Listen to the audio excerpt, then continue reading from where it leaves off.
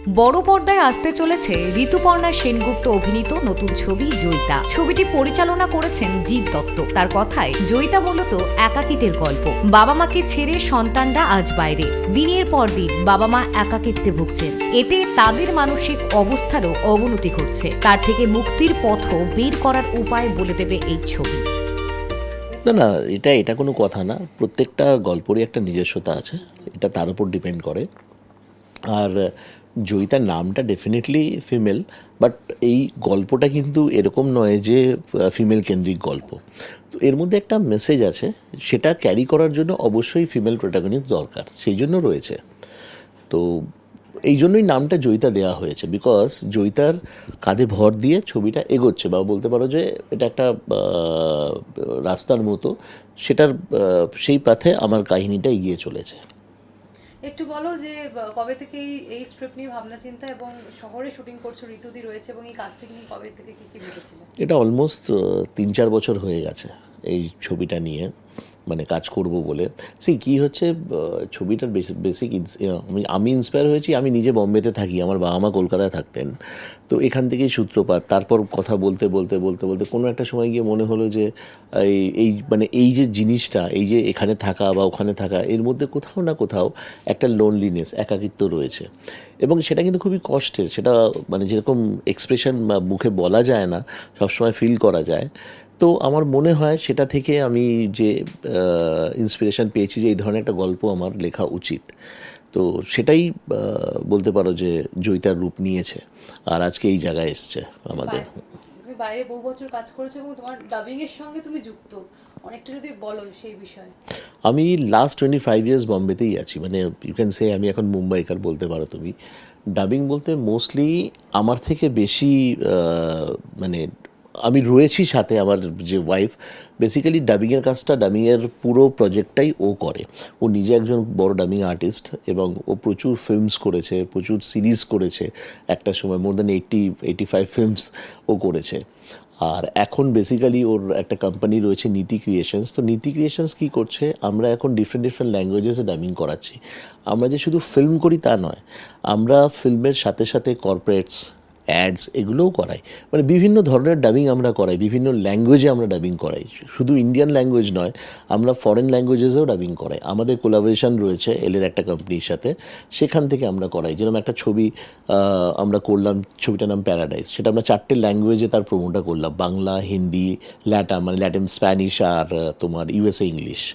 তো এই কাজগুলো আমরা এখন করছি। ভেরি রিসেন্ট আমরা করলাম পেদ্দি, রিলিজ হলো একটা ছবি, খুব এই 4 তারিখে রিলিজ হবে, নাগবন্ধম বলে, সেটাও তেলেগুটু। এর আগেও আমরা করেছি দশারা বলে, নানির ছবিটা, নানির হিট দ্য থার্ড কেস, সেটাও আমরা করেছি। সামান্তার একটা ছবি করেছি ইয়াশোদা বলে। এছাড়াও মোর দ্যান 25 মালায়ালাম ফিল্মস আমরা করেছি। তার মধ্যে কিছু ফিল্মের নাম আমি বলতে পারি, আবেশম, ফাওয়াদ ফাসিলের ছবিটা, সেটাও আমাদের করা, হিন্দিটাও আমাদের করা। তারপর কিসকিন্দা কান্ডম, তারপর পালতু জানবার, স্যাটারডে নাইট, এরকম প্রচুর ছবি আছে যেগুলো আমরা করেছি। তো মোটামুটি 4-5 বছর ধরে আমরা এটা প্যারালালি করে যাচ্ছি, দেখা যাক কি হয়। শেষ প্রশ্ন, কাজের পার্থক্য কি দেখতে পাও? মানে is it only the budget or there is something else? না, বাজেট তো একটা আছেই, ইটস এ পার্ট ডেফিনেটলি, কারণ বাংলা ছবির অবশ্যই বাজেট ভালো থাকলে ছবির মাত্রাটাও সেই লেভেলে যায়। বাট তাও আমার যেটা মনে হয়, বাংলা ছবির অনেক লিমিটেড বাজেটে কাজ করতে হয়। তো লিমিটেড বাজেটে কাজ করলে কিন্তু অনেক কিছু শেখাও যায় সেখান থেকে। মানে আমি তোমায় 10 টাকা দিলাম, তুমি 10 টাকাটা খরচা করলে, আর আমি তোমায় 2 টাকাটা দিলাম, সেইখানে তুমি 10 টাকার মতো খরচা করলে, দুটোর মধ্যে ডিফারেন্স আছে। তো এখানে আমাদের মানে বাংলা কাজ করতে গেলে অনেক অর্গানাইজড হয়ে তোমাকে কাজটা করতে হবে। এখানে তোমার কাছে অপশান নেই, এটা করতে হবে, মানে এই বাজেটে এই জিনিসটা করতে হবে। তো এটাও কিন্তু এক ধরনের শিক্ষা দেয়। আর যেখানে বড় কাজ হয় সেখানে বাজেট নিয়ে এত ওরা মাথা ঘামায় না, ঠিক আছে চলো হচ্ছে, হবে, এরকম হবে। আমরা পেদ্দি করেছি, পেদ্দিতে যখন ওদের পোস্ট চলছে, 12টা কাট এসছে, মানে 12বার এডিট হয়েছে, তারপর গিয়ে ফাইনাল হয়েছে, এবং এখনও পেদ্দির কাজ চলছে ফর ওরা যেটা ওটিটিতে যাবে সেই জন্য। তো তো বড়ো ছবিগুলো এইভাবেই হয়, সেটা কিছু করার নেই। তার মার্কেট আছে, প্যান ইন্ডিয়া মার্কেট আছে, সেই জন্য হয়। তবে আমার মনে হয় বাংলা ছবিগুলোকে ধীরে ধীরে প্যান ইন্ডিয়া মার্কেটে আনা উচিত। এখানকার প্রডিউসাররা যদি একটু স্টেপ নেয়, হয়তো ইনিশিয়ালি হতেই পারে, হচ্ছে না, ক্লিক করছে না, বাট একটা না একটা সময় গিয়ে ক্লিক করবে, যেটা হিন্দির ক্ষেত্রেও হয়েছে। আমরা প্রথমে দেখতাম আর ভাবতাম আরে কি সাউথের ছবি দেখবো, বাট আজকে লোকে সাউথের ছবি দেখছে, হিন্দির থেকে বেশি ছবি সাউথের দেখে। ইভেন বাংলার একটা গল্পের মান কিন্তু আছে, অল ওভার ইন্ডিয়াতে আছে, আমরা সেটা কেটার করতে পারছি না অল ওভার ইন্ডিয়া। তো আমার মনে হয় সেটা করতে পারলে আমরা একটা প্যান ইন্ডিয়া পাবলিক, মানে এটা বিজনেসের ক্ষেত্রেও, হ্যাঁ ইনভেস্টমেন্টও আছে, প্রফিটও আছে, ঠিক আছে।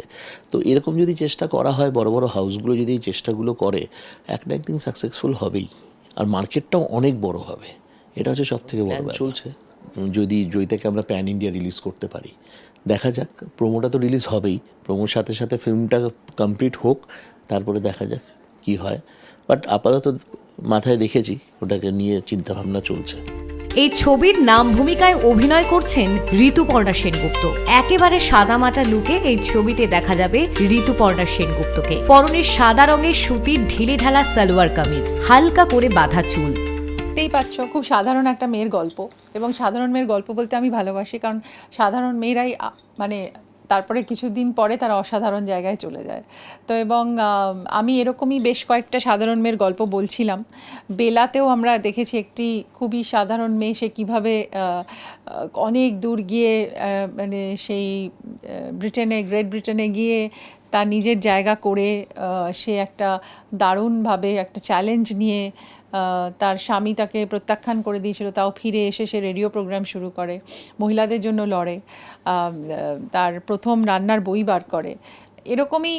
এরকমভাবেই আমরা আবার দেখেছি আমার যে ছবিটা আসছে রেখা, ওটাতেও মানে এই বুলি যে চরিত্রটা আমি করেছি, এটা বাড়ির কাজের মেয়ে, এবং বুলি জীবনেও কী কী স্যাক্রিফাইসের মধ্যে দিয়ে গেছে, এবং মমতা শঙ্করকে সে কীভাবে তার মানে একটা সান্নিধ্য দিচ্ছে তার জীবনটাকে আরও বেশি কমফোর্টেবল করার জন্য।